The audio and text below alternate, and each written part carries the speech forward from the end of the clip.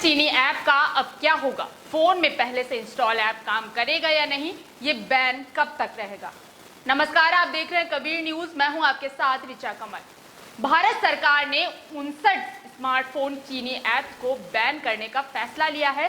हालांकि सरकार की ओर से जारी प्रेस विज्ञप्ति में कहीं पर भी चीन का जिक्र नहीं है, मगर जिन ऐप्स को प्रतिबंधित किया गया है उनमें से कई सारे ऐप्स या तो चीन में बने हैं या उनका निवेशक चीनी कंपनियां हैं। इन ऐप्स में टिकटॉक, यूसी ब्राउजर, लाइकी, यूकैम मेकअप, क्लब फैक्ट्री शीन और शेयरिट जैसे ऐप शामिल हैं, जो भारत में काफी ज्यादा इस्तेमाल होते हैं।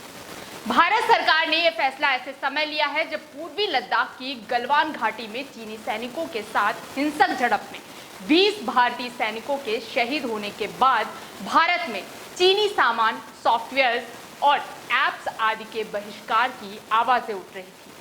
इलेक्ट्रॉनिक्स और आईटी मंत्रालय ने ट्वीट करते हुए लिखा, भारत की संप्रभुता एवं एकता, सुरक्षा और व्यवस्था के लिए नुकसानदेह होने के कारण प्रतिबंधित किया गया है।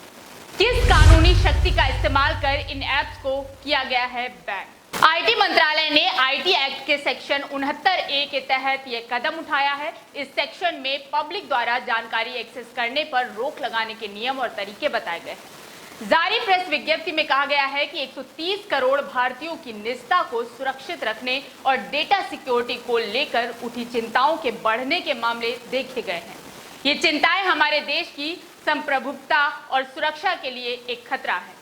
मंत्रालय ने कई स्रोतों से ऐसी शिकायतें प्राप्त की हैं। ये भी पता चला है कि कुछ मोबाइल ऐप यूजर्स का डेटा चुराकर उन्हें भारत से बाहर के सर्वर पर भेज रहे हैं। भारत के करोड़ों मोबाइल और इंटरनेट यूजर्स के हितों को ध्यान में रखते हुए यह फैसला लिया गया है ताकि इंडिया साइबर स्पेस की सुरक्षा सुनिश्चित की जा सके। पहला सवाल, बैन हुए ऐप का अब क्या होगा? वही होगा जो बैन हुए वेबसाइट का होता है। इस तरह से प्रतिबंध लगाए जाने के बाद अब एंड्रॉयड और iOS प्लेटफॉर्म्स को अपने स्टोर्स ने इन ऐप्स को हटाना होगा।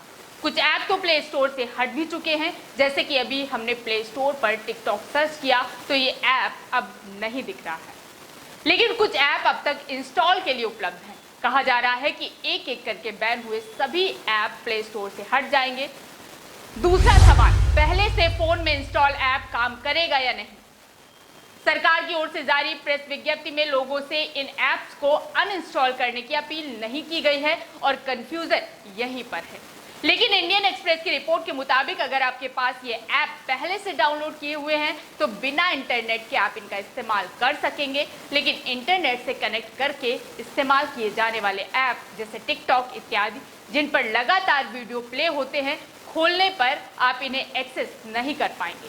ये रोक सीधे इंटरनेट सर्विस प्रोवाइडर की तरफ से होगी, जिन्हें सरकार के आदेशों का पालन करते हुए इन ऐप का इंटरनेट एक्सेस रोकना होगा।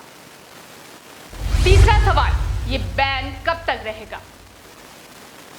जवाब है, फिलहाल कुछ कह नहीं सकते, लेकिन हमारे सामने एक उदाहरण है। कुछ एक साल पहले मद्रास हाई कोर्ट ने भी टिकटॉक पर बैन लगाया था। बैन के बाद ये ऐप डाउनलोड के लिए दिखना बंद हो गया था। तब टिकटॉक की पेरेंट कंपनी बाइटडांस ने कोर्ट में याचिका लगाई कि बैन से कई लोगों की आजीविका खतरे में पड़ जाएगी। इसके बाद बैन हटा और सभी ऐप फिर से डाउनलोड के लिए उपलब्ध हो गए, लेकिन इस बार सामूहिक बैन लगाया गया है। कुछ 59 ऐप को बंद किया गया है। इस बैन के कई मतलब हैं। इसे भारत चीन सीमा विवाद से भी देखा जा रहा है। इससे यह निष्कर्ष निकलता है कि यह बैन तब तक खत्म नहीं होने वाला है जब तक भारत चीन के रिश्ते पहले की तरह बेहतर ना हो जाएं।